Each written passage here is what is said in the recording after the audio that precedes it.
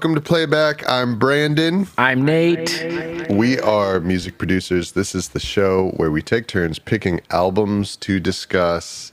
And this week, Nate has picked Blackstar by David Bowie. Nate, why did you pick this album? So, David Bowie is probably I'm realizing as this is coming out of my mouth, this is exactly what I said about Bob Dylan. But Bob Dylan, I would consider like my favorite songwriter probably, but David Bowie.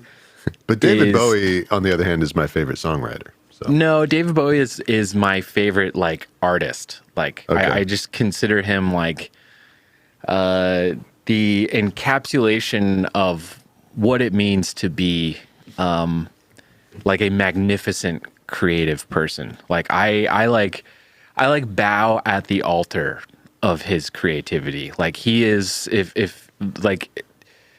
he is like my creative deity. Like I pray to this man and his work. I really like find so much inspiration in the work of David Bowie. Like in everything that I do, everything that we do together through our music. Yep. Man, a lot of it's intentional, obviously. A lot of it's not, but it's just like his work has completely wormed its way into like my lymph nodes at this point. Like I'm obsessed with him. And this album specifically I chose because it's remarkable as a piece of work, but more so, it is like he turned his own death into like an art piece. And it's insane. It's crazy. Like how brave he was to do this and to face death the way that he did, is like, it's like awe inspiring to me. Like, it's just, I don't know. I've listened to this album so many times since it came out. It's by the time this episode's out, it'll be about 9 years since Bowie died, and since this came out in January of 2016. Yeah, so it came out. We're sitting here in 2024 right now at the end. So it's about to be January of 2025. Yeah, it came out on his birthday, which is the same day as Elvis's birthday. Oh, I didn't know that. And then 2 days later, he died. Yes. Something happened on the day he died. Bro. Yes. Bro. Yeah, so I love this album. I'm not even going to sugarcoat and like beat around the bush over like how I feel about this record. I'm obsessed with this album. Brandon, had you heard it before? Had you never heard it before? What are your first impressions of Blackstar? Yeah. So I remember really clearly when this album came out. And I remember that it was a really big deal, right? So what I was thinking back on it, I remember really clearly actually, not so much when the album itself came out, but when the single Blackstar came out, which was prior to the release of the album, right? Probably at least a month or so, right? Yeah. That's what I think it was. Yeah. So basically it was like one day there's just like a buzz in the air. Everyone is talking about that David Bowie released a new song, a new music video, and a new album is about to come out. So he was still alive at this point.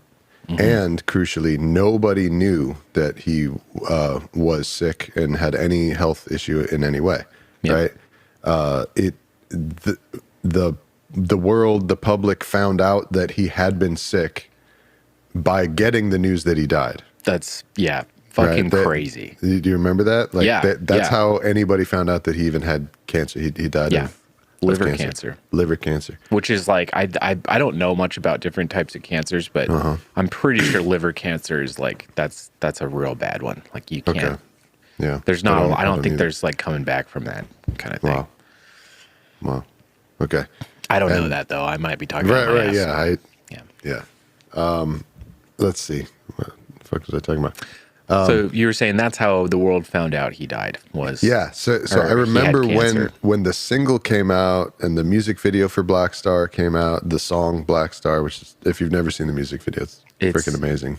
Unbelievable. It's really, really good music video. It is so good. And I remember, like, it was really interesting because, like, everyone was talking about it, listening to it. Everyone had seen it. Like, it was like what it's like when like a hot new up and coming young artist comes out with an exciting single and video. Yeah. Mm-hmm. The way that just people in general are discussing it and talking about it and suggesting it to each other and stuff, you know? Yeah. It was like that. Yeah. And I remember that really stood out to me because it's like normally when an older artist is making like a second, third comeback album, that's not how people respond to it. Yeah, it's like they feel like kind of legacy things, kind of like Rolling Stones. It just feels like kind of like a rehash or something. Like it's like, we're going back to the old days. We're trying this old bike out for a spin one more time. It's like it just feels very like old fogey kind of thing. Yeah, right. And people were treating this song like this is young new. This is a new expression from like David a new Bowie. artist. Yeah, it's a new expression from the mind of David Bowie. This is not like a retread, a rehash. This is like what is Bowie's next like creative version of himself. It's like fucking exciting. Like, wow. Yeah. And so I think that, and to answer your question, had I listened to this before, I don't think that I had ever heard the rest of the album beyond the song Blackstar. Yeah. Which I had heard a bunch of times before. And I think, you know, you picking this album and us listening to this, I'm pretty sure this is the first time I've heard the rest of the music, the rest of the songs. So what was your impression of the whole thing? How did you feel about it? Yeah, it's really good. Hang on, let me just pick something. You can probably hear this. I'm just like a distracted cat picking little things off my microphone for some reason, which makes for good podcasting. Yep. It's really good, man. I developed more of an appreciation for it after listening to it maybe 3 times. Sure. 4. Because on first impression, it sounds like the jazz element of it comes across really strong. Yep. It's like, like he got some guys to basically just kind of jam.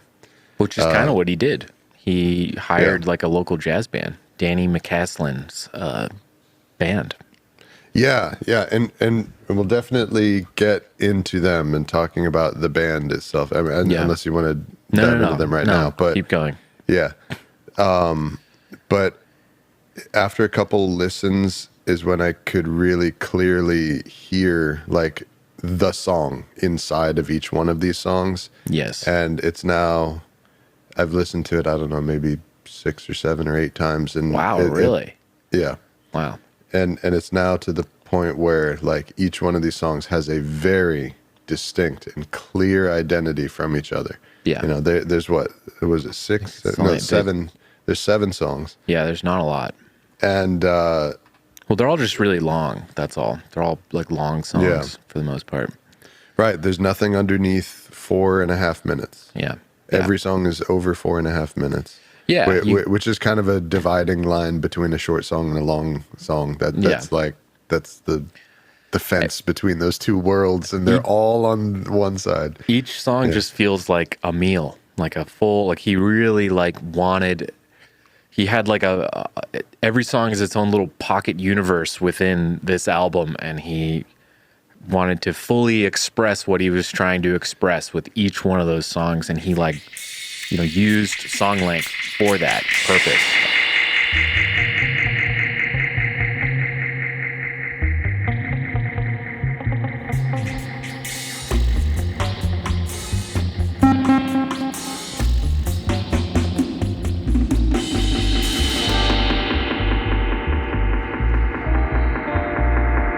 So Blackstar is like the way that the song is structured is it's like 2 songs smushed together. Dude, it is Blackstar, the song alone is one of his greatest achievements musically, I think. Like the album, whole album, I love it. It's one of the really best songs that he's ever made. It's one of the best songs he's ever made. And yeah, that like bifurcated song structure is so fantastic. It like the first half it's really sad and mysterious and like creepy and cosmic and it's got that like that I don't even know the name for it, but that like Middle Eastern scale. You know, it's really out there sounding musically to start, but then when it lifts and it feels like you're going from like some kind of cult ritual to like a some kind of celebratory like dance. It goes into a major key. It goes into a traditional Western musical canon scale, right? So like the key that each of the portions of the song are in, doesn't it almost feel kind of disco to you, that second section? Like there's something about it that feels like it feels kind of like dancey and like poppy and like almost like ABBA or something to me. The part that something happened on the day he died. Yeah, and then it also goes into the other part that's like a blues thing, like a with the horns, with that like baritone saxophone. So yeah, I hear it as like a dichotomy of East and West. Right? So the first section, the main section, is like it's like Middle Eastern. Yeah, the Eastern world, and then the change section is like the Western world, sort of a thing. Also, like it's interesting you point that out, because it's, to me, it's also a very notable return lyrically. Actually, the whole album is, what Blackstar is really indicative of this.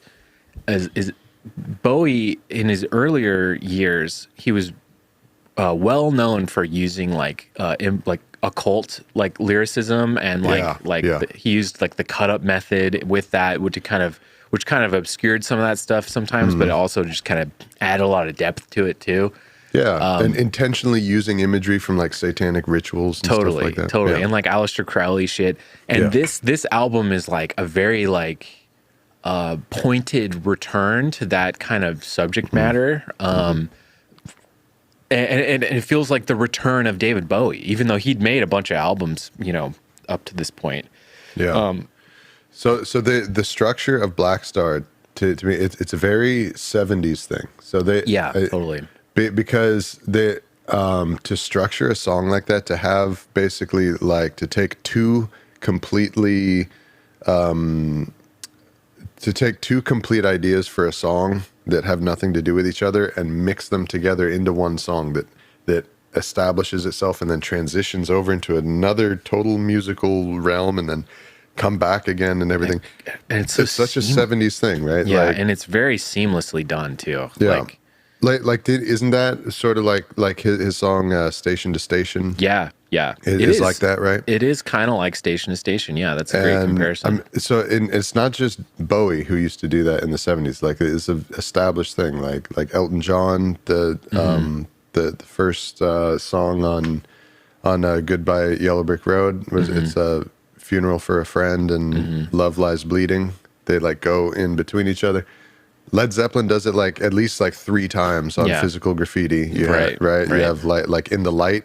This just goes from one song to another. You have In My Time of Dying. It's notably Pink Floyd did it. Echoes by Pink Floyd. Yeah. Right. It's a very 70s thing, and it is notably not something artists really do anymore. You don't hear it that much. It's a really like sophisticated. You have to be a very sophisticated musician and producer to pull something like that off, and band. Like people didn't do that before the 70s, and people hardly do that on like notable famous songs. People don't really do that since either. It's a very kind of thing of that era. And it's a cool way to like, he couches himself in the world of like the old gods, like our old musical gods that we worship. That's the thing. Is he is one of them. He is one. Yeah, exactly. He is one of the artists who used to do that. He is one, and he's also one of the artists who stopped doing that. And at this point, and then here he is. Was the last one. He was the last one. There is no Pink Floyd at this point. There is no fucking Led Zeppelin at this point. There isn't. Yeah. They're not even out there. They're not even around doing it. And any of the artists from that era that still are performing, like I don't know, like Eagles and isn't David Gilmour still like performing shit? But they're not making new music. They're like Pink Floyd, done. Yeah, Led Zeppelin, done. Queen, done. Like they're gone. Okay, so then there's that song, and then the last two songs, Dollar Days, I Can't Give Everything Away, they have something that resembles like a traditional structure of a song, right?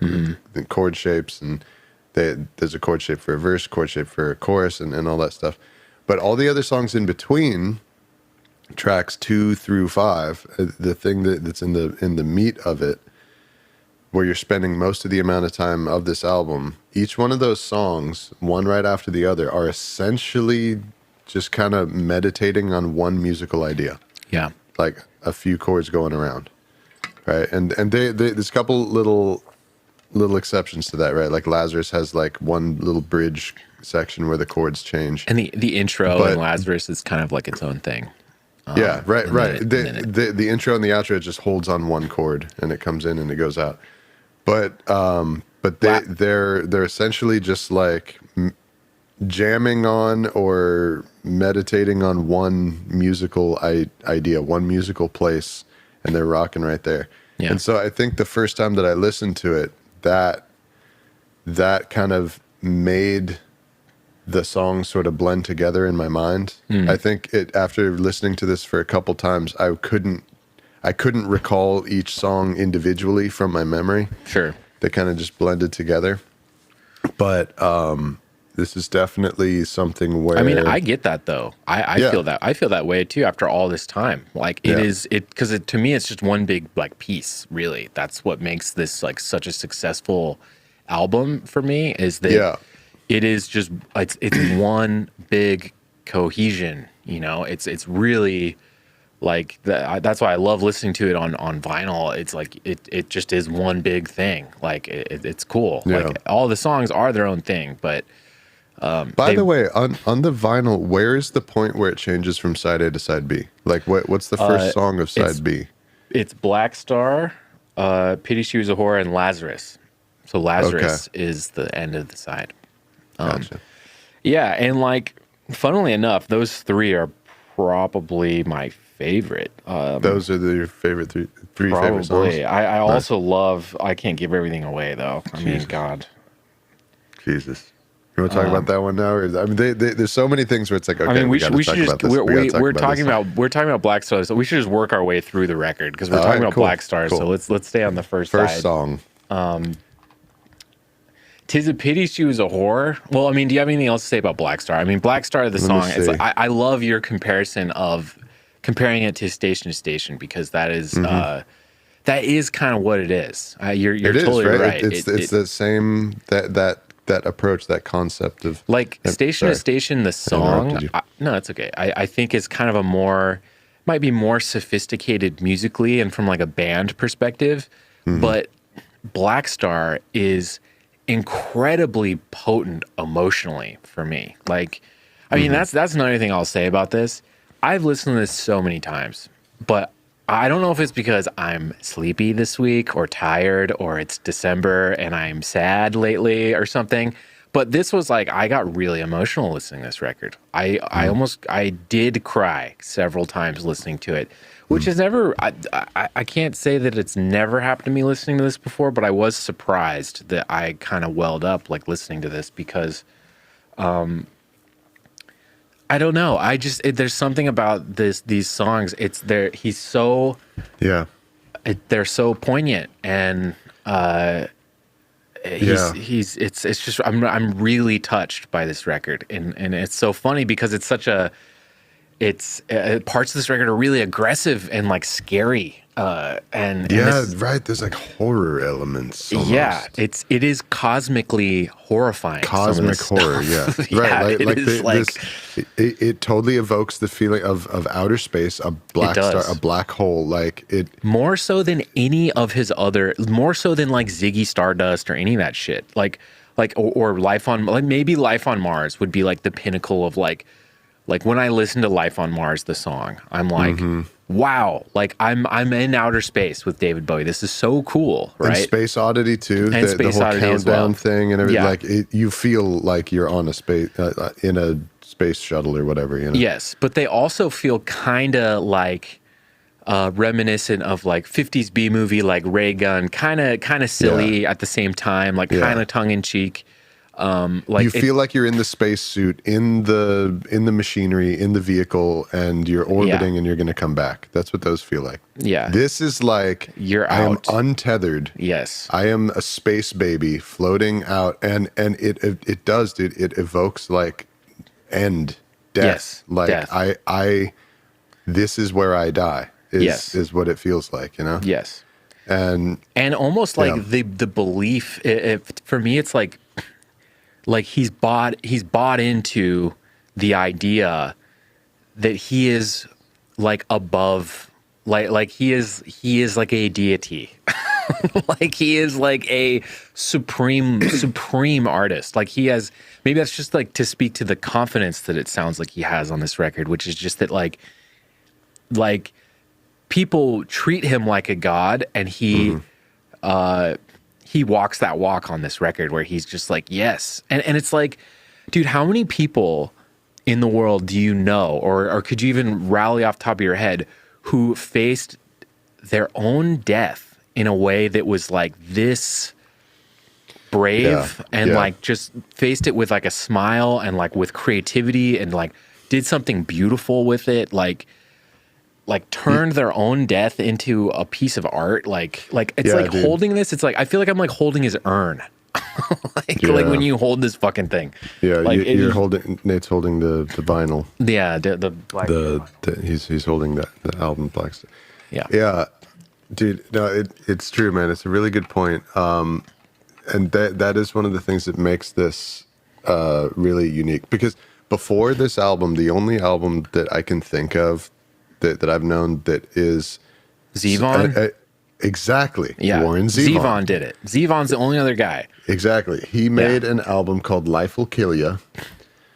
In a quintessentially Warren Zevon sense of humor way. He made his final I'm About to Die Because I Know I'm About to Die album. Yeah. Yeah. And the song from that I can remember the most clearly is a song, My Shit's Fucked Up. Do you remember this song? I don't know that song. It's on Life Will Kill Ya. And so the song, seriously, like the lyrics are like, I went to the doctor to see what's up. He looked at me, or no, like he looked at my chart. He said, son, your shit's fucked up. Yeah. I said, my shit's fucked up. He said, your shit's fucked up. Which, well, the things that used to work, they don't work no more. That is just as brave, just in Warren Zevon's way, right? That's how Warren Zevon would do it. It's got the humor, but also like the cynicism and the snarl and the fuck you, the middle finger. Yeah, like how Warren Zevon was. He died how he lived, right? Yeah, and so, Bowie, you could say the same different thing. Style. It's like he's facing death, like death is like a canvas for him. Like it is a canvas to paint his final painting. Like it's like, fuck, man.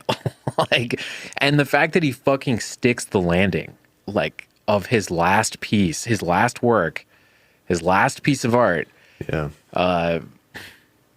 It's just, it's like I bow at his artistry. I really do. I really do. I'm blown away by it.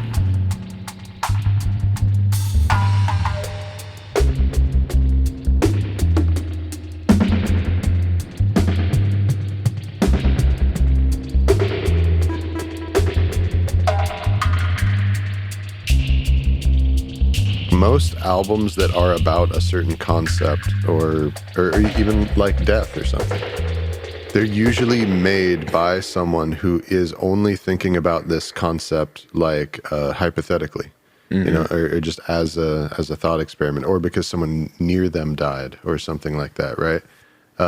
Basically someone who's young and far away from their own death as far as they know. And that's what makes this album so the vibe of it and the feeling of it so different. Because like I remember, whoa, you know what's really trippy?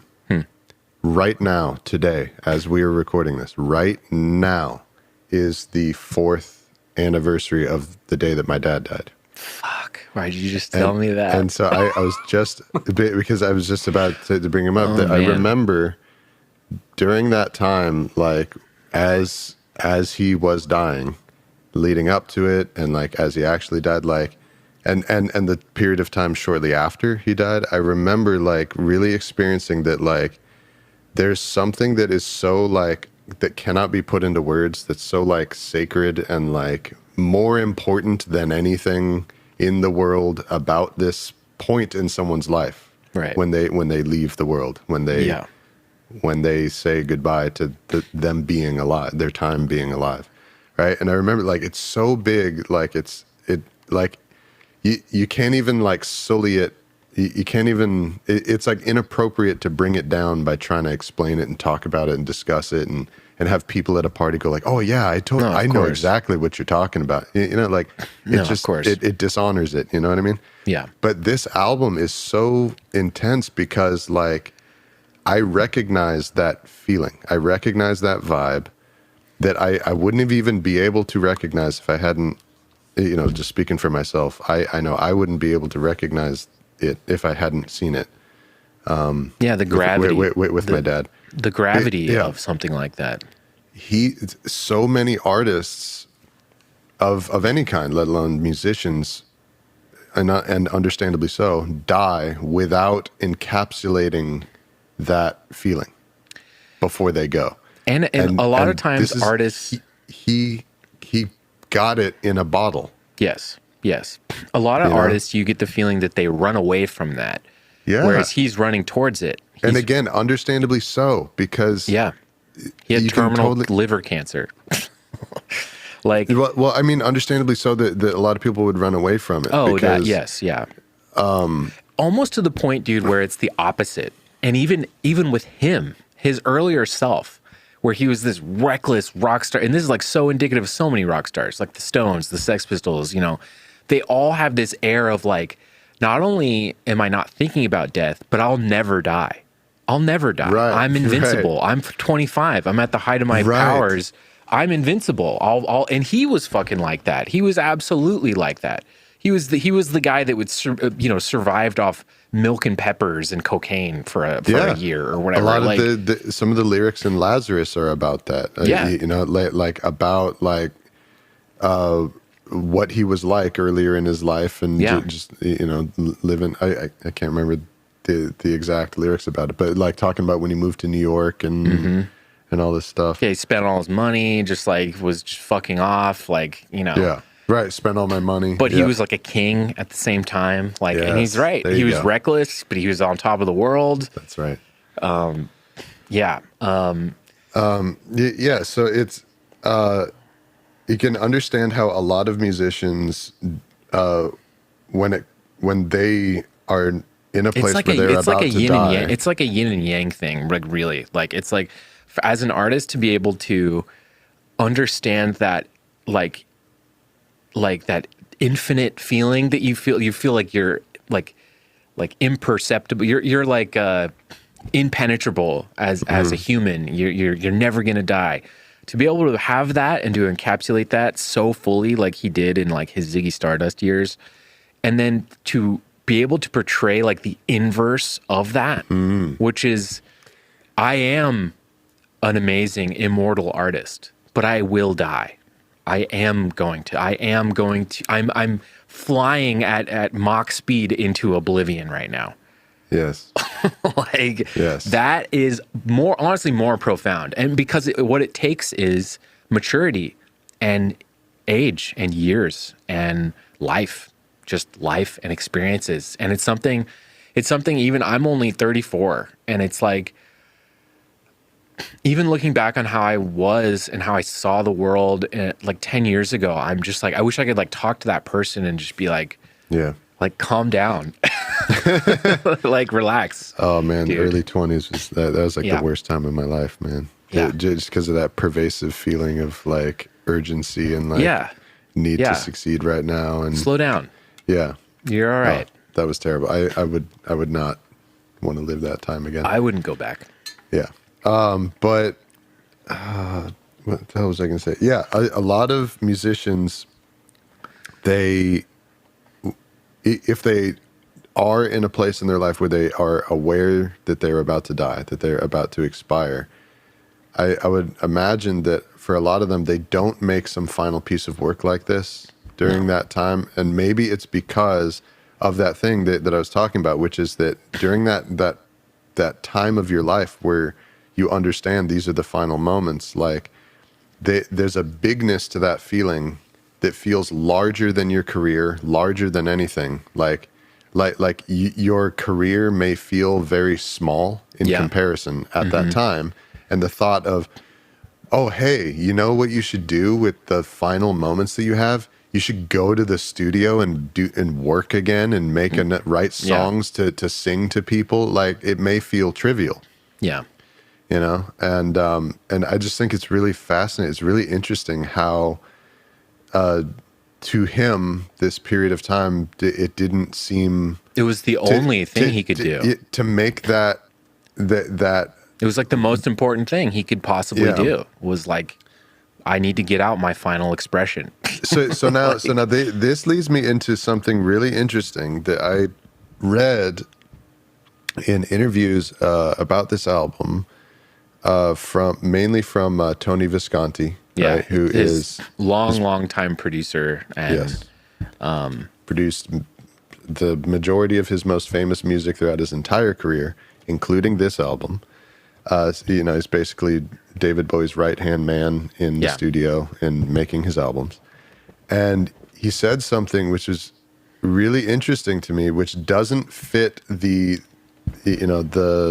common understanding, the common narrative, the common story of this album, which is David Bowie knew he was about to die, so he said, you know what, I'm going to make Blackstar, and these are going to be my farewell songs to the world, and goodbye world, right? That's and that is a very wonderful story, but it seems that might be a little bit of too much of a Hollywood oversimplification of it. It might be. And real life may be more nuanced and less convenient than that. Because he said that that during this time, during the majority of the time when they were actually recording, so David Bowie was doing chemotherapy. The timeline the cancer was in remission. The timeline was he had 18 months before he died. He got the news that he had liver cancer. And throughout the process of making Blackstar, he was doing chemotherapy, and they thought that he was in remission, or it was he might be able to beat it. There was a part of time where it was in remission. Yeah. And it wasn't until the day they were filming the Lazarus music video that his doctor told him it's terminal and you're gonna die. It's all over your body.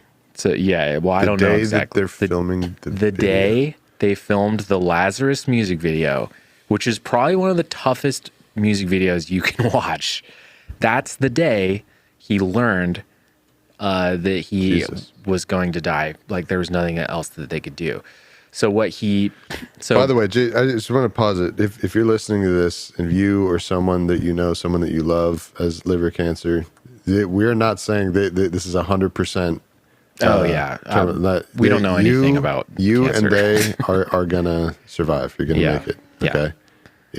It has been done before. It can be done, and you're gonna make it. You got this. Yes. Okay. So that whole that news certainly informed his performance in that video. But I mean, I think you're right. I think that he was probably, you know, it's a very morbid album. I just like, you know, I'm certain that all this threat to his mortality informed all this stuff, you know. So, I mean, you know, I mean, think about being issued, you know, a diagnosis like that, whether or not you're going to live or not at his age. You know, it's certainly scary and would have informed the lyrics the same way, whether or not he was going to die. I think like having that kind of brush with mortality. The thing that surprised me about this interview with Tony Visconti was that I just assumed from like the way that people talk about this album that throughout the making of it, David Bowie is talking about openly acknowledging that this is his final album, and that you know, he's sitting there writing lyrics about this, the end of his life, and they're talking about it, and this is like in part of the artistic discussion of what they're making. But he said that like, he thought he had more time. He thought he had more time. At no point did he indicate that he's expecting to die soon.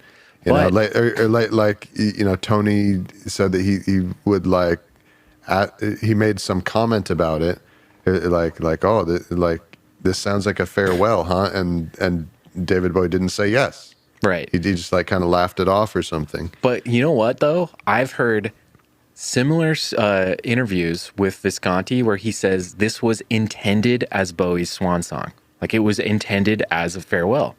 But didn't he say that he only realized that? I've heard him contradict himself after, on this. Yeah, and so there's so many contradicting things. Let's try to get through all of it. But I've heard contradicting stories, but I think the truth lies probably somewhere in the middle, like you're saying. It's that Bowie got this diagnosis. He worked through. He rushed into work to put this all down onto tape.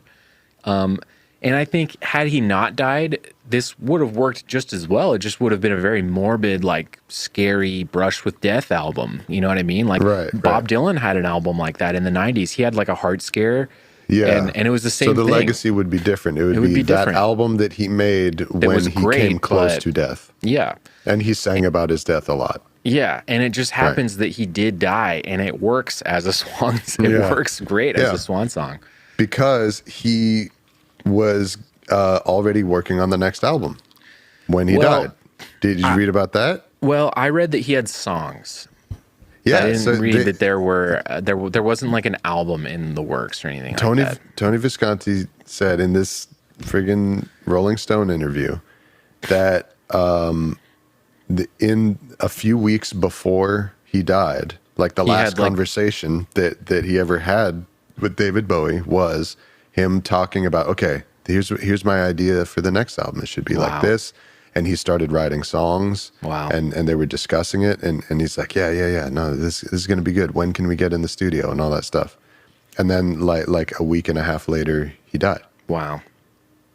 Yeah, because I think that even when they told him it was terminal, he believed he had months. He believed he had like 6 months. And so there was a realistic chance that he may have been able to do that. But he it knew turned out to be like a couple weeks. It was only a few weeks. Yeah, it was literally like a month later. Like wow. He died very quickly after they told him it was terminal. So anyway, my reason for bringing that up is just that it's interesting to me that like the very convenient narrative seems to be it's a little bit of a Hollywood version of the reality of it. That like, oh my gosh, I understand that I am dying. I shall gather the musicians and we shall together create my final piece of work that encapsulates my whole life. Here's the thing, though. Goodbye. And then they finished recording, and then he laid down in a bed and peacefully drifted off. You know, like here's the thing, though. That's literally what happened. But whether or not he like intended that or not, that is what happened. There's no account of him ever acknowledging that this is his last work at any point of making this. That David Bowie ever signifying or acknowledging that this is the last thing that he will make. Nobody ever says that in any of the interviews. I would argue that this says that. This album says that. Blackstar. Blackstar is him saying that. Blackstar is him acknowledging his mortality. It's him acknowledging his death. Okay, but did he come out and say it in an interview? No, but he wrote it. It's in his work. That's what I'm saying, though, is that the way that people talk about this album, the way that we understand it, is that he, while talking to the musicians, while talking to Tony Visconti, like, he is overtly saying that this is his last thing that he will ever make. And there's no indication that he did. That it's hidden in the lyrics. Yeah. That he wrote it into the lyrics. I think it's implicit. It's like implied in the work. But he never said that to another living soul. So what? Who cares? He's an artist. I'm just saying it's interesting because that's how we think of it. Yeah. No, you're right. Right? I mean, I don't know about you, but I get the point you're making. The last 9 years since this came out, that's what I pictured in my mind, is them sitting around the studio and having these emotional conversations and these musicians playing on it, like, just imagining them in the studio playing and just like tripping out on, I can't believe that I'm playing on David Bowie's, that he picked me to play on his final album, like this. I think though, I would it sounds like they did not even know that. I would think though that, like, because they also made this album in secret. They swore all the studio staff and everybody like to secrecy and like had like, I don't know if they had NDAs or what, but like it was very hush hush that he was working on this, because he also hadn't put out an album in like 5 years, and prior to that it had been like 10 years. So he like really hadn't been working very much. But I don't know. To me, if you're David Bowie, or if you're a musician, if you're Donny McCaslin and you get hired. Also, have you heard the story of how he hired Donny McCaslin? No. Yeah, Donny McCaslin is the sax player? Donny McCaslin is the sax player, and the band on this record is Donny's band. They're like a very progressive, like almost electronic leaning, like jazz, like quartet. But the way he hired him was, and this will just be a sidebar, then we'll go back to what we were talking about, but the way he hired him was he was playing in like a small jazz club with this band. And he said he just saw a guy sitting at a table in the dark with like a hat over his head, and it was like a big coat. And he was like very much like, and it was Bowie just kind of creeping and just in the club alone. Just sitting in the shadows. Sitting in the dark, watching him play, digging his band. And he said he saw this guy come to a couple gigs, and then one night he approached him and he was like, holy fuck, that's David Bowie. And that's when he realized, like, David Bowie's been coming to our shows. Wow. And it's like he was playing jazz, and like the sense I got was that it was like very small. All you musicians out there, that's why you got to play your heart out every gig, dude. No every matter gig. what. Doesn't matter where, how small. You cannot be like bummed that you're there. You got to fucking play every gig like it is the only gig. Yeah. But yeah. That's amazing. He hired him and then told him the whole concept for Blackstar, which is that he wanted it to be, you know. So I'm dying and I want to make. See, this is what I mean. Is he didn't say that? I don't care that he didn't say that. And that's what it like feels like. That's like, what it means. Listen, you're right. Donny, you just nailed it. That's I'm about to die, and I would like to use. I need a good band to be my band for this. Will you do it? He did say that, though. That is what he said. He didn't say, what? I'm dying. So who cares, though? Don't you think, though, if you're in the studio with this guy and you know he's going through liver treatment and he's 69, 68, and you show up one day and he's David Bowie, and you show up a week later and his hair's gone. It's like, dude, you're thinking about death. The death is like on the table, man. So you don't have to say, maybe he was terrified. I'm sure he was. It's not something you want to talk about, you know, like, and whether or not it was like, I'm setting out to make my death album, it doesn't matter, because that's what it was. That's what it is. He did make his album. We know that now. Yes, but it doesn't matter. We know that. It could be to me, dude. And I think this is really important.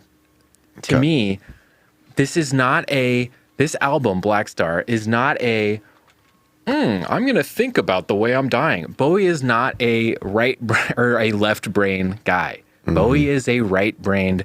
He's one of the most intuitive artists there was.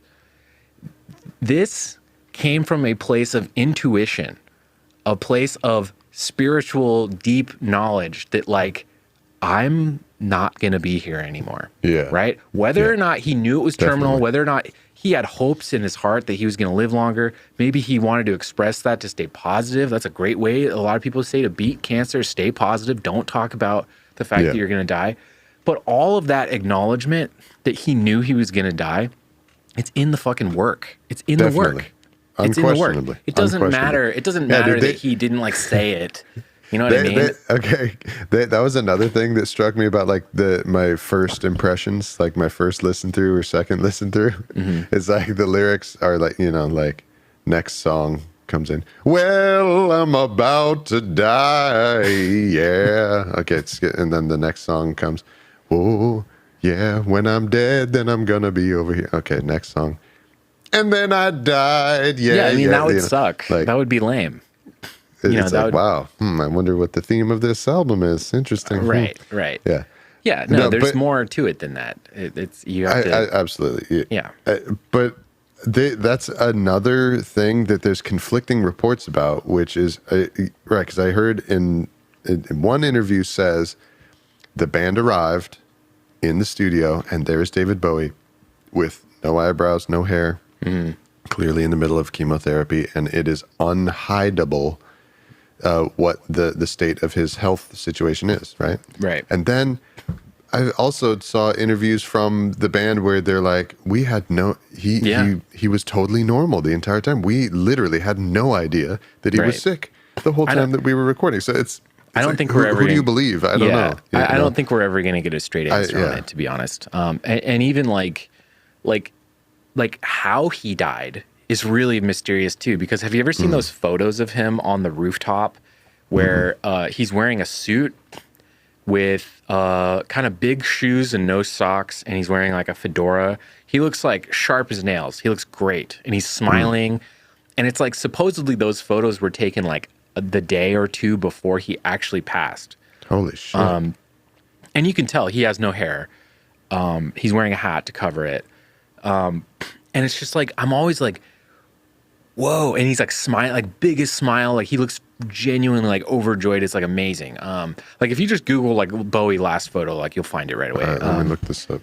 And supposedly those photos were taken like the day or two before he died. That's what I've always heard. Oh my God. I see this. Yeah, and it's like he's wearing like the kind of clothes you would wear if you were a corpse.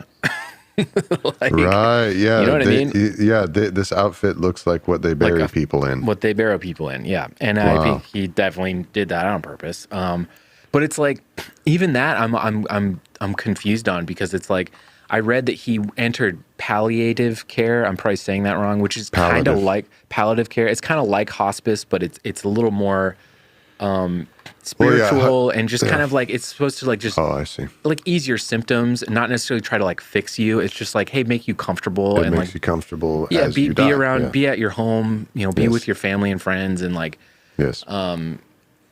so even that's kind of like I don't really know. The timeline is real fuzzy, right? The motivations are fuzzy, okay?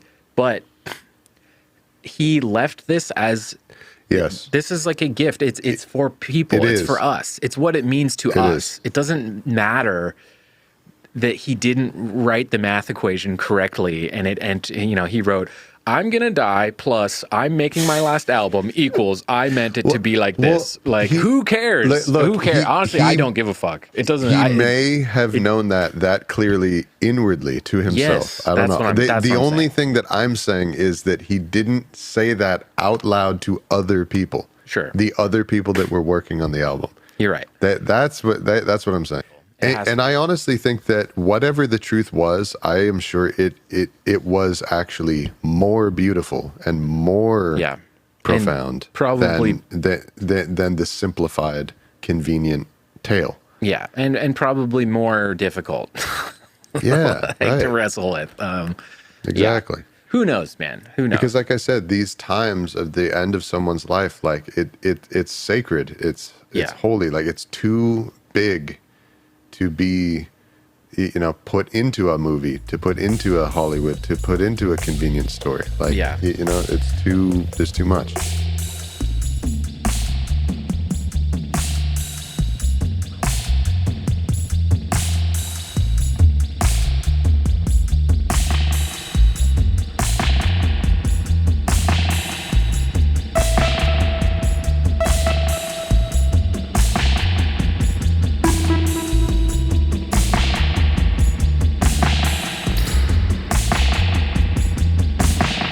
Even just the word Blackstar carries so much weight behind it because of all of the like layered fucking things that could mean or maybe does mean. Like, yeah, it could and probably does mean about 6 or 7 things. Or 10 or 20. It's crazy. I was just researching this. Like, I was just reading, like, there's so many things that it could reference, right? So like such as when I first heard this and when I heard Blackstar and I heard, oh, he was listening to Kendrick Lamar.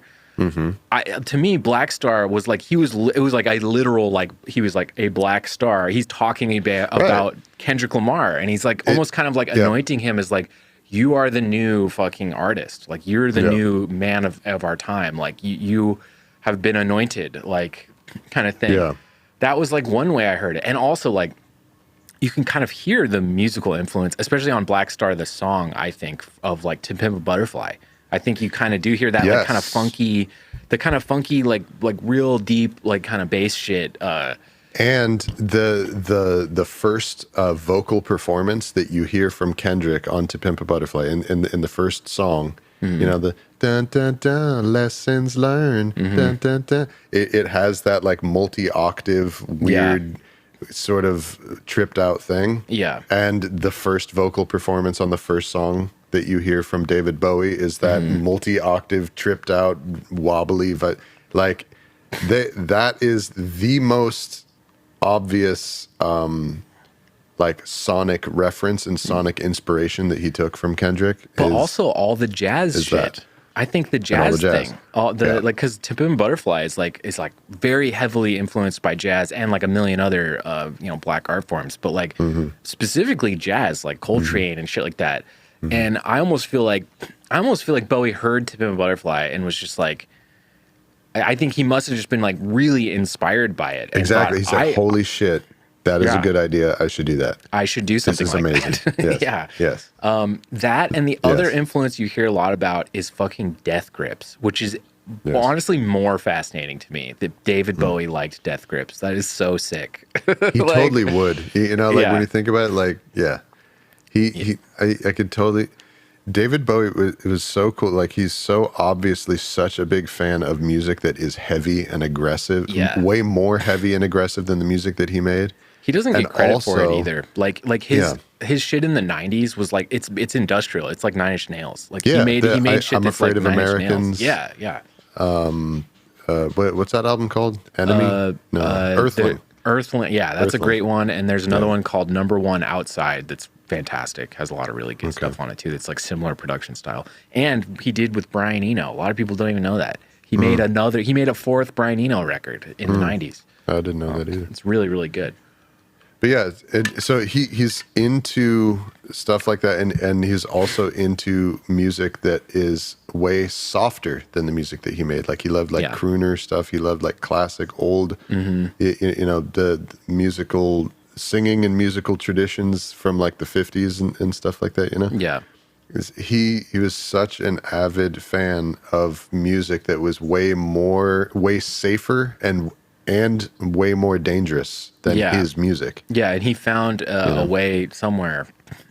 Yeah. Somewhere in between the lines there. Yeah, he just kind of, found his own truth and his own, like you said it really well, that he, I can't remember the exact word that you used, but like an intuitive something, where he just kind of like, listened to his muse and just kind of felt what is asking to come out of him. That is something that, like, I feel like when I put this on or when I describe this record to people, that is like the first thing I would say to people is it's Bowie, like David Bowie got his groove back. Like, Yeah. like, He's just listening to what the universe is asking him to play. yeah, he became like a conduit for something Yeah. again, rather than like trying so hard or trying to do something. Or Yes. he wasn't trying to be David Bowie at this point. He just Yes. was David Bowie. You know what I mean? Exactly. Yeah. And Yes. I watched. I take so much inspiration from him. I watched the Moon Age Daydream documentary that I was telling you about. I watched that last night. And David Bowie, he's a genius, and he probably had longer stretches of like genius albums than most. But I mean, he's human at the same time. And although I don't know anymore, I kind of do think he might be a god. But he definitely had stretches in the 80s and the 90s and the 2000s where his work was not as good. And he like mentions, one of the things I loved that he mentioned was whenever he tried to play to people's expectations of him and to like fulfill the role of like who people thought David Bowie was, his work suffered.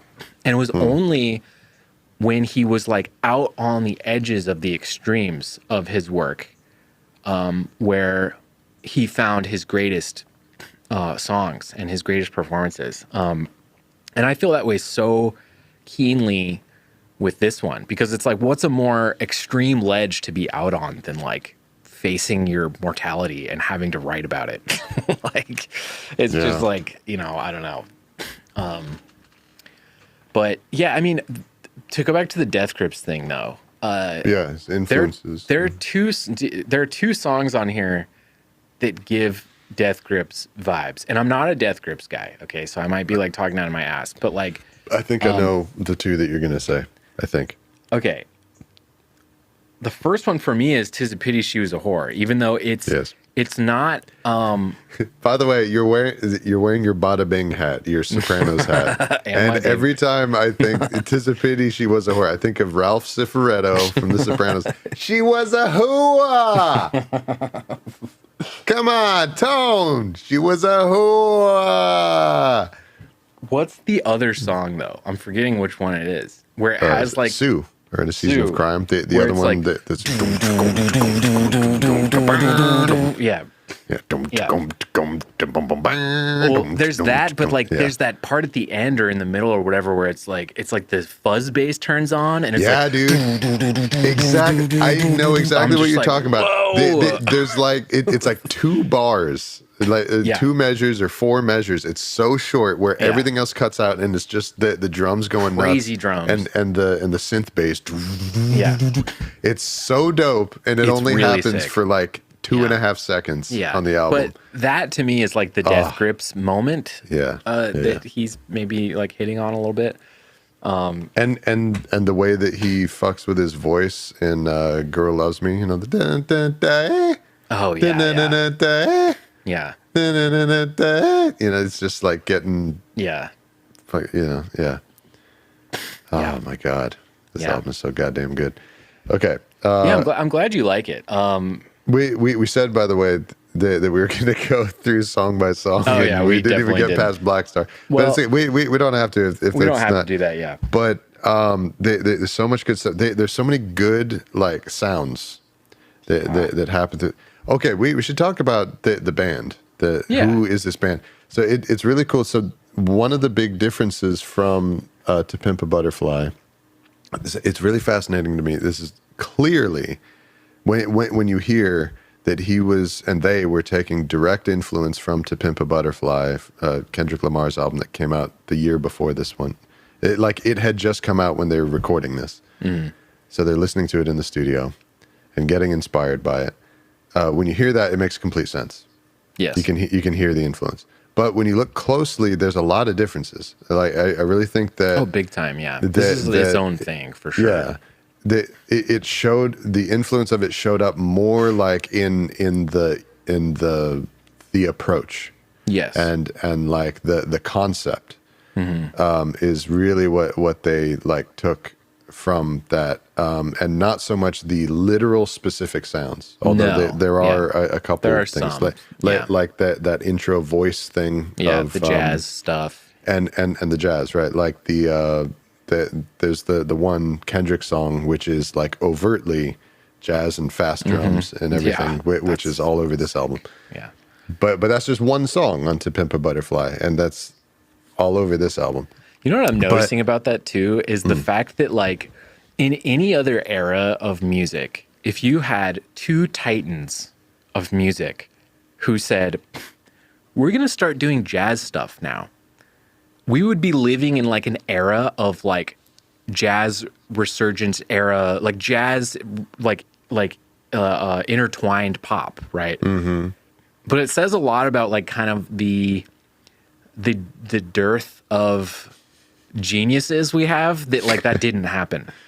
Yeah. You know what I mean? Like Kendrick Lamar and David Bowie within the same summer or same 1 year were like, hey, let's try, hey, music, let's push it this way. And like, it just didn't happen.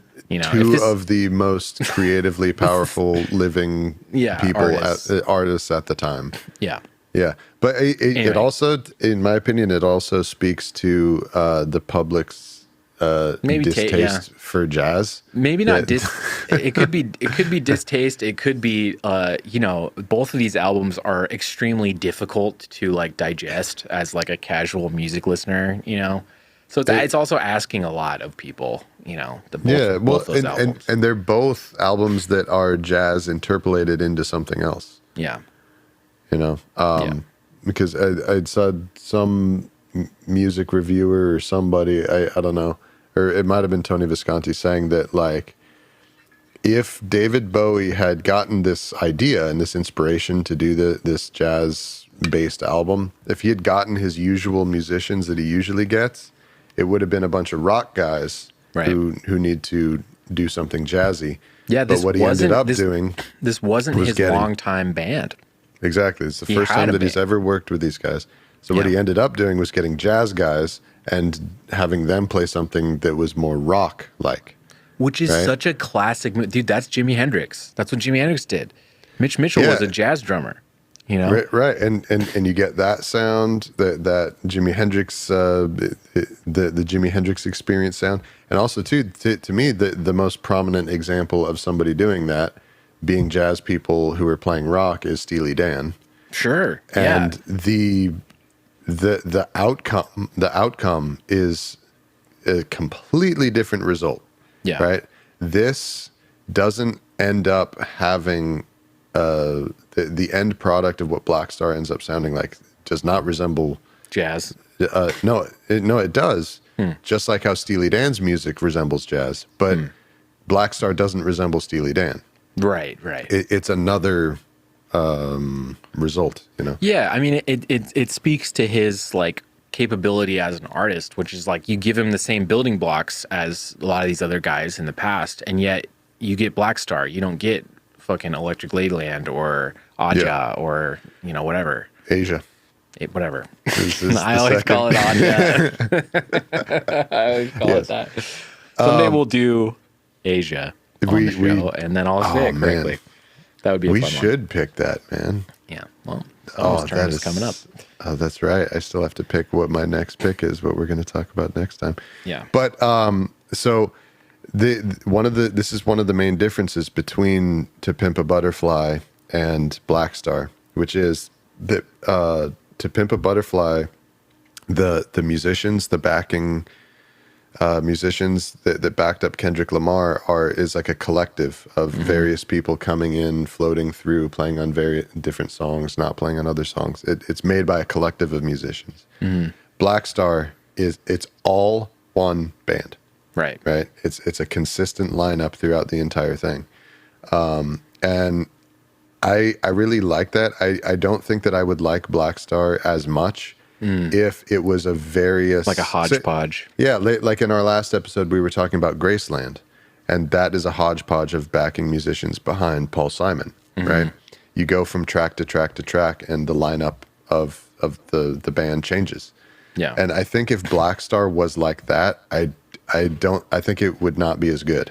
I think it would cheapen it. Yeah. It would all of a sudden kind of feel like one of those kind of albums we're talking about, like a Rolling Stones kind of grab bag of like, hey, Yeah. remember this, remember this, remember us, remember we used to be like this, you know? And it's like, I think it's one of Blackstar's, the album Blackstar, not the song, but the album Blackstar is one of its strengths that it is cohesive. yes. In terms of the performers who are on it. Yeah. And that what David Bowie did, yet another genius stroke, is he picked an established quartet of musicians who play together all the time and have been for years, who are familiar with each other. This chemistry is already established with this group, and he took the entire group and had them be play the music, you know, and that is one of the biggest strengths of this album to me. This is not musicians like getting to know each other and musicians kind of like having to come out of their comfort zone to find a common ground between them and come up with something new. Like, this is dudes being very comfortable with each other and being like, all right, y'all, you know what to do. Let's do it. Something in the Brett Morgan Moon Age Daydream documentary really stood out to me that I think kind of speaks to your point about this band. Bowie, when he got into painting, he used to talk about how he was like afraid to show his paintings for a certain period of time when he was like kind of just starting, like in the late 70s. And people were asking him why he was afraid to show them. And he said, well, it's something, it was like something to do with virtuosity. It's like he appreciates virtuosity and he understands it and he like respects virtuosic painters, musicians, players, whatever, artists. Like he respects that they're able to the masters, the mastery of it, right? Yeah. But that's like not what he's about.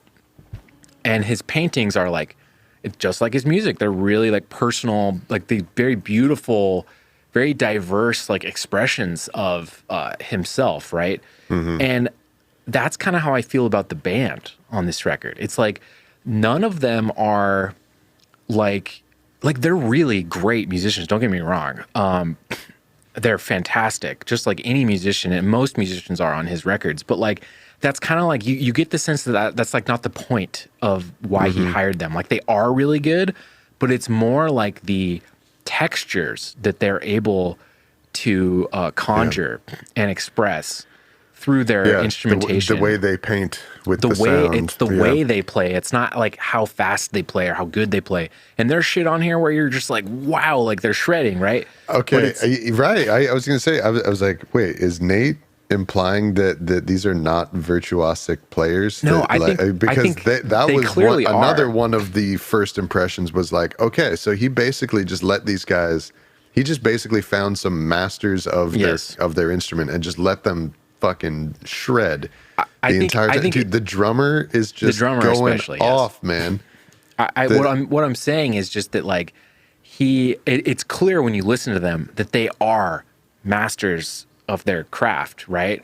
But it's the way they're playing, the way he's using them. It's not the point. It's not the point. Yeah. Yes, like that comes through because that's how they play. You know, you can that's how tell good they that are. he chose people who have a virtuoso level of skill, but you can tell he intentionally chose people who are artists, who can express and find and portray emotions in what they're playing, and that they have control over that. Yes. You know?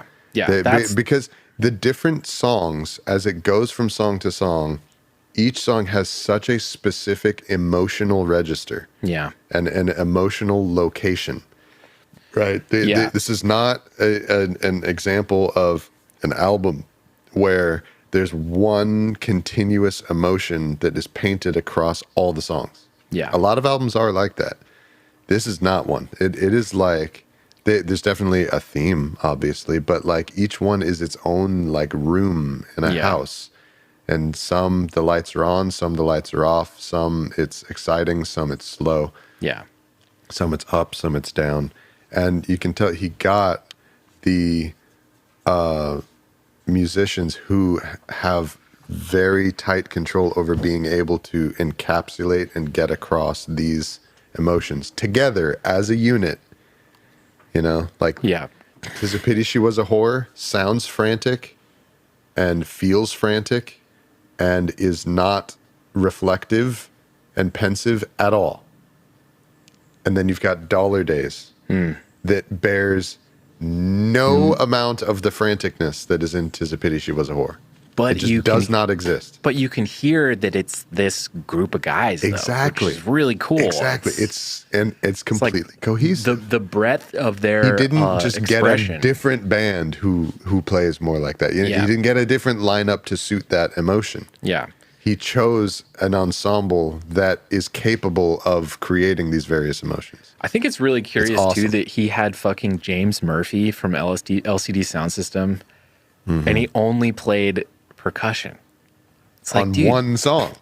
is it one? I thought it was two. Is it just one is it? song? Wait, I can't remember. I thought it was one or two, but maybe Oh, it no, is no, just you're one. right. It's two. Is it two? You're right. He plays on Sue and Girl Loves Me. That's really like curious to me. It's like, man, that guy, talk about like a really singular, like unique artist. The LCD like, Sound System guy. Yeah, and it's like, I don't know. It's I've always found that to be very curious. Right. It's like I don't really have a lot to say about it because he just played percussion. From like the first season of South Park or whatever, where it's like the episode where there's like 100 turkeys attacking, and it's like George Clooney as the voice of one of the turkeys. Yeah, exactly. Yeah, it's like, well, okay. Yeah, Bob Dylan on his newest record did something like that. He has Fiona Apple, but she plays like she sings like a very minor like backup vocal part or something that you like you blink and like miss it kind of thing. And it's like, damn, dude, you got Fiona Apple in the studio. Like, what are you doing? But it's like, whatever. I don't know. But it's interesting though, because it's like, yes, that's true. I have this great artist, Fiona Apple, here.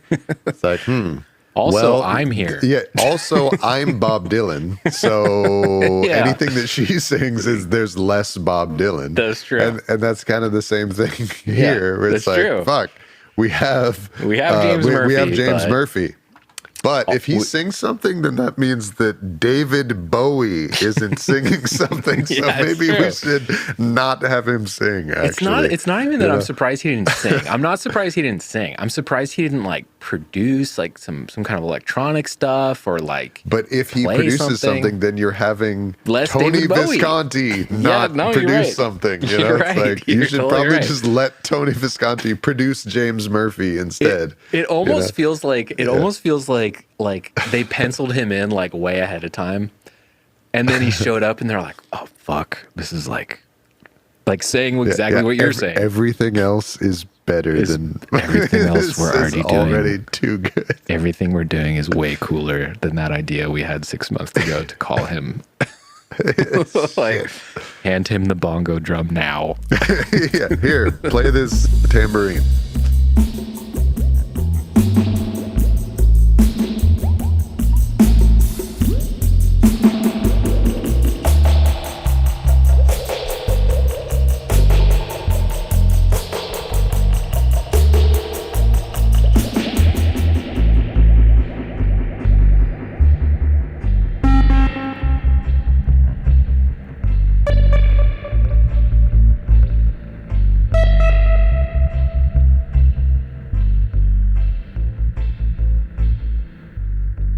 We should talk about like standout songs, even though that's all we've been doing. Wow.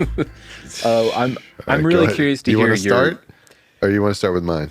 Let's start with yours. Okay. Oh my God. All right. To me, this is a thing where it's easier to talk about the songs that like aren't standout rather than the ones that are. Yeah, and there are a couple, I would say. Like, I love the whole thing, but there are a few on side B, I think, that like kind of lull you into like the album, and I think maybe intentionally, because they're sad. Yeah, they are. This is a very emotional experience to listen to this album when you know the context and when you understand, which is an interesting thought, by the way. I wonder, and this is an experiment that I can't do because I do know the backstory and the context of the album. Is like, I wonder what emotions it would get if you were ignorant to that and you listen to this. Yeah. I think it would just come off as like very dark. just like very dark, like menacing. Yeah, it's like, geez, Yeah. man, relax, bro. Like, is this the rebel guy? Like, what? Yeah, right. I thought he was like fun. Is this the Genie guy? Yeah. Anyway, but so are you ready to fight? You ready to argue? Oh God. So to me, this album, it like 5 of the 7 songs stand out in relief of 2. Of like 5 of them are like fucking unbelievable masterpieces, and then there's 2 of them are just okay. And then there's 2 that are jams and that are awesome. Okay. But let's hear it. What do you got? But they're jams. To me, there's 5 songs and 2 jams. Okay. I'm curious.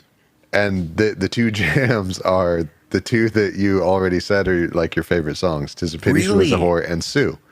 Yeah. Really? To me, I love Blackstar, those 2. Lazarus, Girl Loves Me, Dollar Days, and I Can't Give Everything Away. Yeah. Are like, okay, that's the juice. That's the shit. These are all like moments. These are songs. I love this. These are creations. Because you know what I mean? my 2 picks are those 2 that you said. I know. We have the opposite takes. Awesome. So you're saying "'Tis a Pity She Was a Whore" and "Sue" are the 2 standouts for you. So okay. All right. So we've already. We should have you first explain why you're ultimately wrong. First. No, I don't think I'm wrong, actually. I'm sure that you don't. I mean, you are, but go ahead. I think that you're so right about all the other songs being like genius, very brilliant songs, right? And that these 2 are like on the spectrum of songs, they're less on the song scale and more on the like kind of side of jams or whatever. I think you're right about that. But I think it adds to the it adds to the strength of the album and like the concept and like feelings that are meant to be evoked by listening to this album. I agree. And the reason I like those 2 specifically so much is because so many of these songs are very ordered and they're very methodical and they're very intentional, right? And they're very like sometimes very dour and sometimes very uplifting and hopeful and sometimes very cosmic and this and that and this and that, right? There's all these like amazing emotions that he's painting throughout this album. Yes. Those 2 songs I think are really interesting because I used to kind of feel that way too, man, about those 2 songs. But the way I feel about them after watching the Brett Morgan documentary and listening to this again, the thing I like about those songs is chaos. They introduce psychotic, chaotic energy into the album, right? And part of, I think that just lends itself to the whole theme of like this cosmic outer space, like random kind of scary juxtaposition that is, birthing out this new work while imploding at the same time and dying at the same time. Like, it's like, I don't know. That was my biggest takeaway listening to those 2 was like, I love how chaotic these songs are. Yeah. If you can call them songs, I think you're right. Like, if you can even call them, especially Pity She Was a Whore, like, is like so fucking like just, to me, okay, the word... It's like a poem over a jam. Yeah, and the way I would describe that one is like, I don't know, like an organism like that orgasms upon death. Like, whoa. Like there's an image. Like imagine like a single-celled organism that as it dies, it like and falls apart, it's like this panspermia that just spreads out. Like that's what fucking song feels like to me. It explodes into creation. Explodes. Oblivion and creation are the same. And like that to me is like, what is a black star? It's a fucking imploding star. It's exactly. It births a new stars. A star is something that you normally associate with emanating light, right? With brightness. Yeah. So a black star. This is like the whole album is this like yin yang, the inverse opposite exploration thing, death, creation, a thing that you normally associate with being the source of light is an object of blackness and of darkness. Yeah.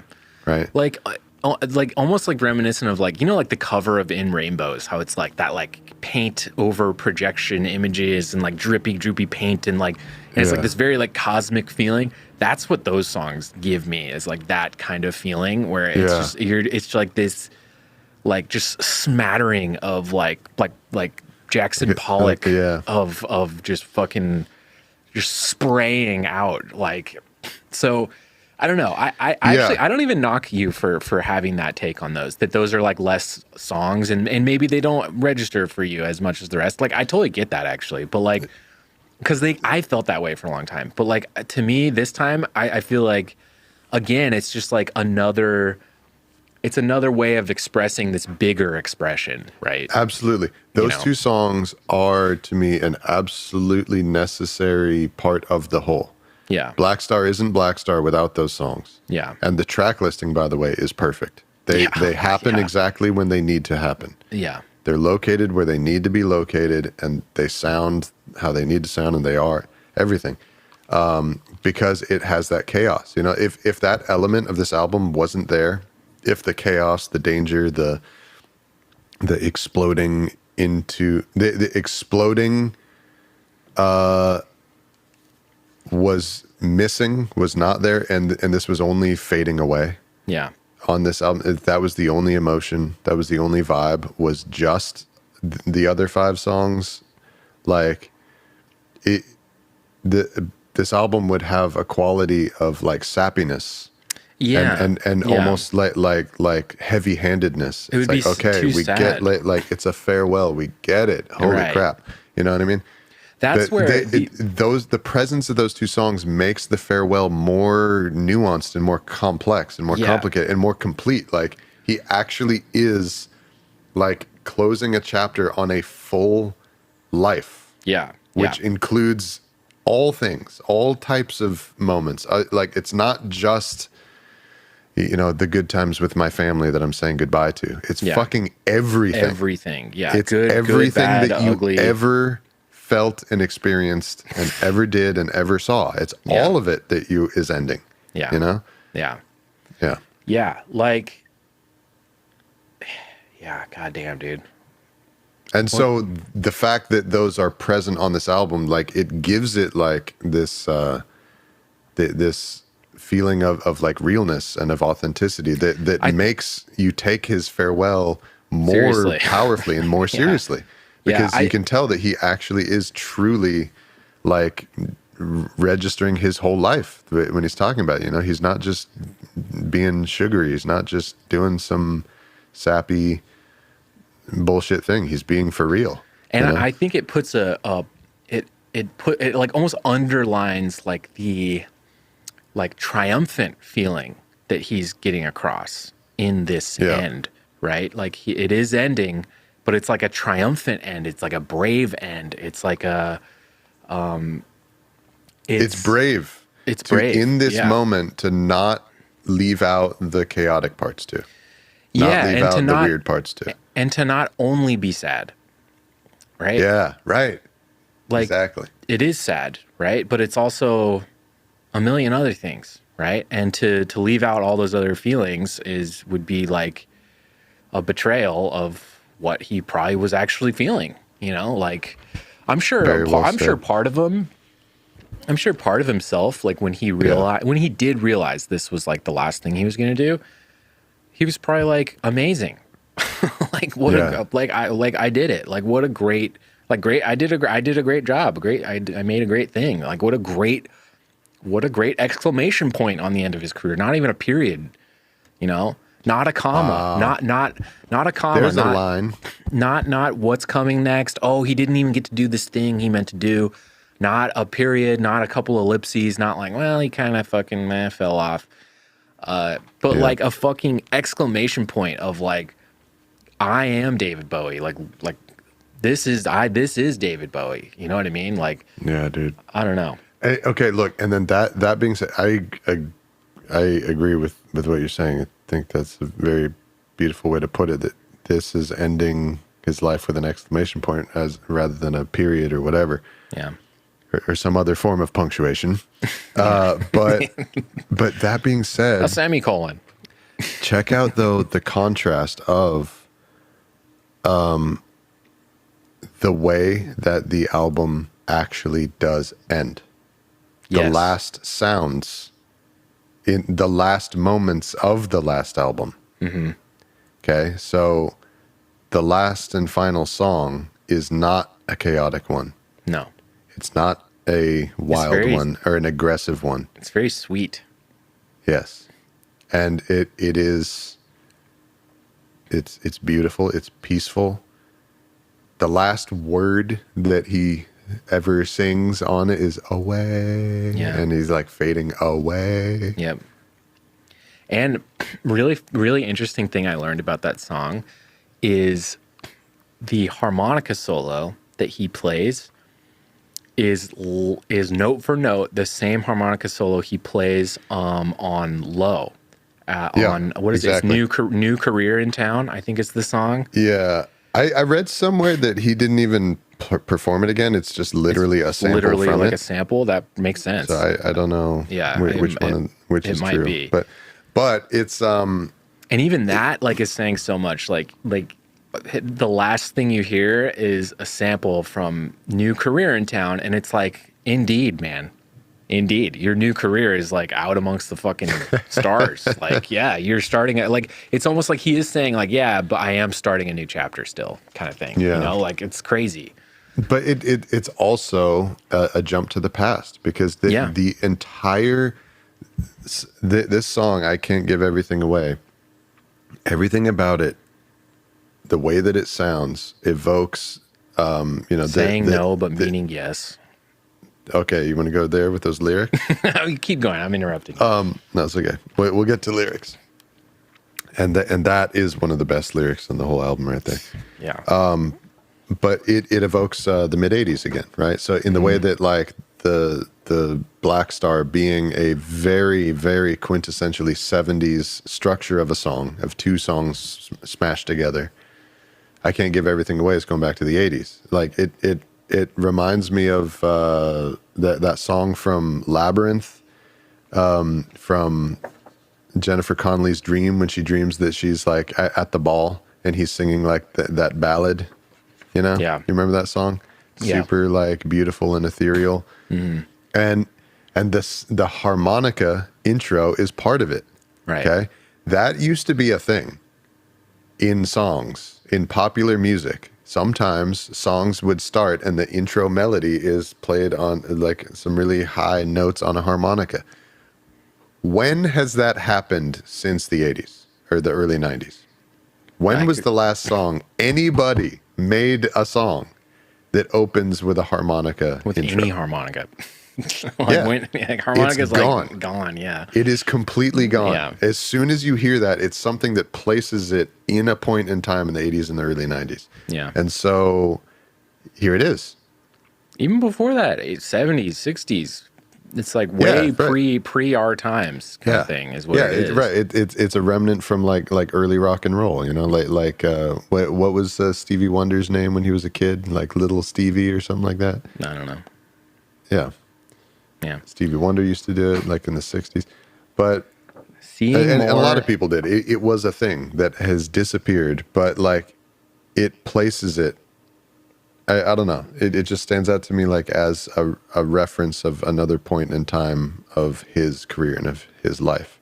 Seeing more and feeling less. Saying no, but meaning yes.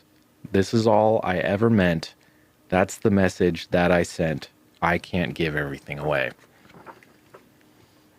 Okay, that phrase, I can't give everything away. It's such good lyrics, man. It is because it's it's almost like saying Blackstar is like this amazing like gift to my fans or whatever, but like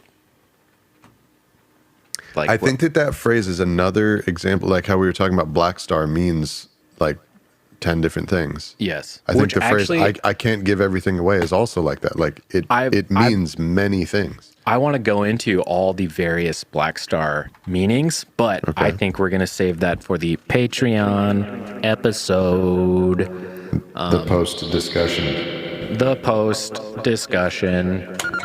Okay. Yeah, and just so like it's not like we do another full thing, and we'd really do our best and everything that we can to like have fit everything in, to fit our full discussion here. We have no intent. We're not intentionally holding anything back. It's just there's just always another couple crumbs of things that we want to talk about, because we could talk about this for friggin' days. So but yeah, over on the Patreon, there's a little debrief discussion, and always invariably some more little crumbs of what we wanted, other things that we didn't get around to. Yeah. And then we also start talking about, we reveal the next album that we're picking, that we're going to be talking about. So one of us has no idea what that is right now. Yep.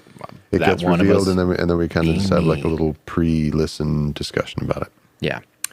Yeah. But so I can't give everything away. It's like, I think one of the meanings from that phrase that I get is what we were talking about, how this final moments on earth for a person's life can't really be encapsulated in words without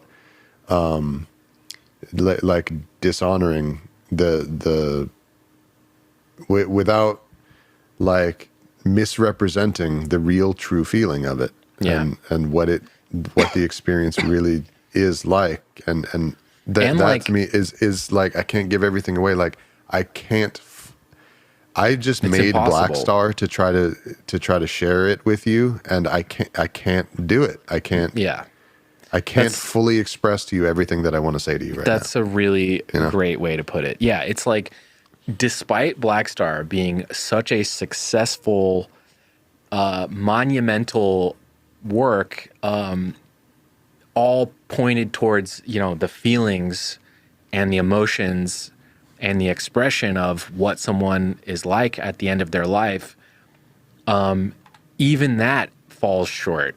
As great as it is, even this falls short of encapsulating a human being. Of course it does.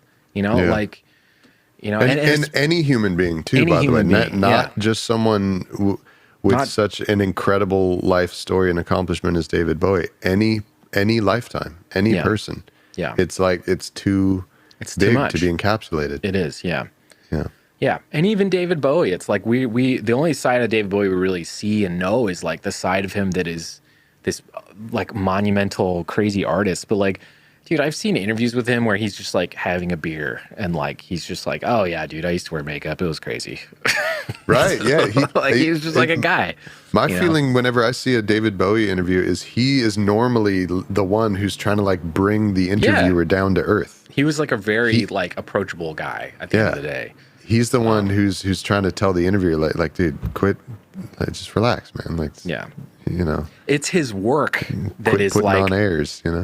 He may be, may have been more regular than he ever let on in the 70s, but like, it's his work that is like this mystical, monumental. I keep using that word monumental, but it's like, I don't know how to express it, but his work is like this very powerful, mystical, spiritual. Yeah, it's not down to earth work that he made. Yeah, no, not at all. His output, what he crafted, what he made wasn't down to earth stuff, but it was, and there's a lot of art like this in the world, which is very elevated, very highfalutin work that is made by very practical and down to earth people. Yeah. Or at least people who present themselves outwardly in that way. Yeah. There's a lot of stuff like that, and he was one of them.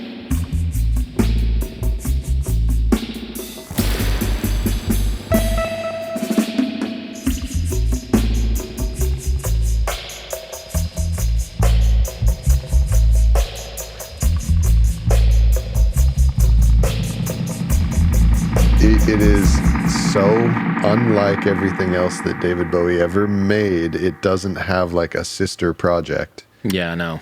And it is one of the best things that he ever made. Yeah, I agree. And And I actually think of all the David Bowie albums that I have listened to, which he made a lot, and for me, I've probably only heard like 5 or 6 of them all the way through. But I think a problem. that this is the strongest one in terms of that every second of it is relevant. Yeah. Every moment, every sound on it is a necessary part of the whole and is equally belongs to be on the album, and there's no wasted space and no wasted notes. Yeah. I think this is the most like that of any of his albums that I've heard, and this is up there with any album made by anybody in that regard. It's really good. Musical albums, by and large, by any artist and of any style, tend to be an art form, in my opinion, that has a surprising amount of kind of filler content in them. Yeah.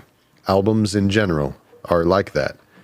Just, it's just so normal for even the greatest ones to have songs that you just kind of skip over. Or you just know there's like as great as the artist might be, there's like a commercial angle involved where it's like, right. Yeah. So much of his work, there are a couple albums he did where it was like very pointedly commercial. Like Let's Dance was like his, like, he like literally asked, he was like, I want a Madonna level fame album. Like, and he got it, right? Yeah. But like so much of his work is like so pointedly not commercial. Like he's like leads his audience down a path where he knows he might lose them for good, and so, yeah, to do that one final time when he probably knew he would never have another chance to do it, it's just really brave. It's spectacular, really. And would you recommend? I don't even know why we asked this question now. Yeah. Obviously, you would recommend. Yeah, we should. This is part of the format of our show. We may consider altering this, but yeah. But for now, it's part of the show. Yeah, let's do it. So, yes, would you recommend Blackstar? David Bowie's Blackstar? Yes, absolutely. All right.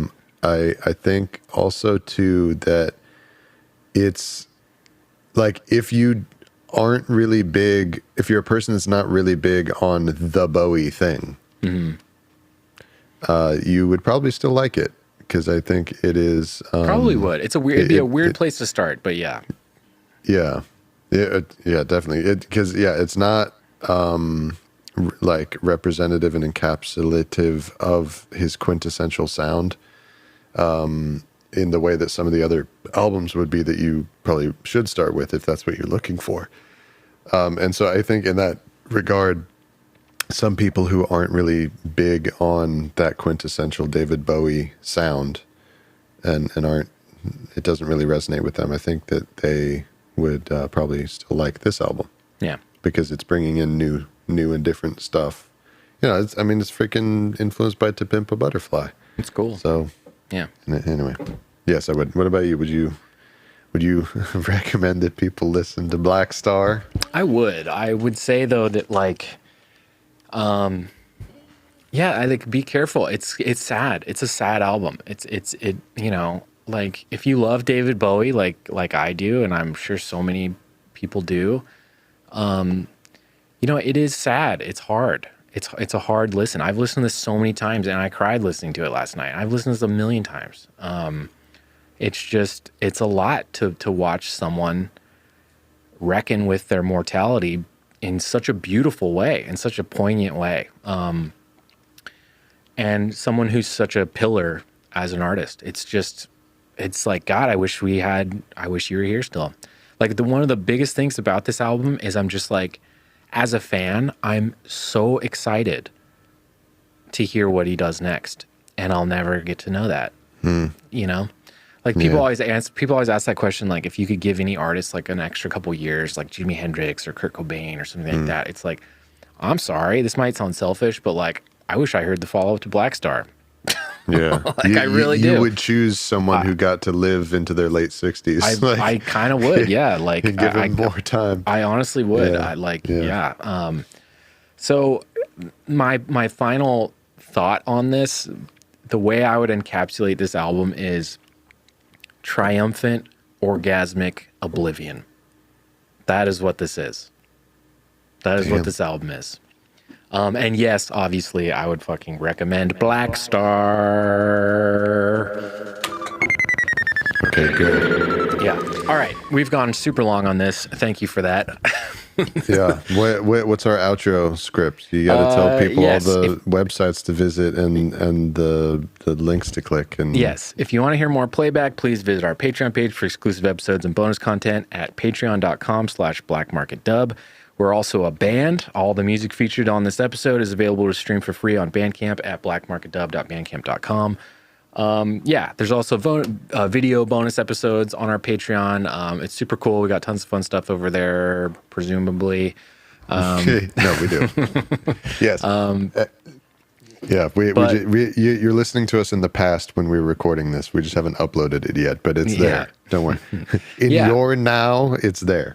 Yeah, and Brandon and I are going to continue talking about Blackstar for a little bit, and we're going to pick the next album. Brandon's going to tell me the next album we're doing. I'm very excited. I can't wait to find out what it is. And if you want to hear that, go over to our Patreon. Subscribe at the $5 tier. Thank you guys for indulging us on our long David Bowie conversation. This has been very fun. And I'm super glad that you got a lot out of this album, Brandon. I really am. Man. Thanks for recommending it, man. I really enjoyed this one. Awesome. So some of the albums that you picked to talk about, I really don't enjoy spending all week listening to it, but this one I did. Yeah. But yeah. So, all right, everybody. We love you. Folks. Take care. Be safe out there. Come find us on Patreon. Day. And remember, in the Villa of Ormen stands a solitary candle in the middle of it all.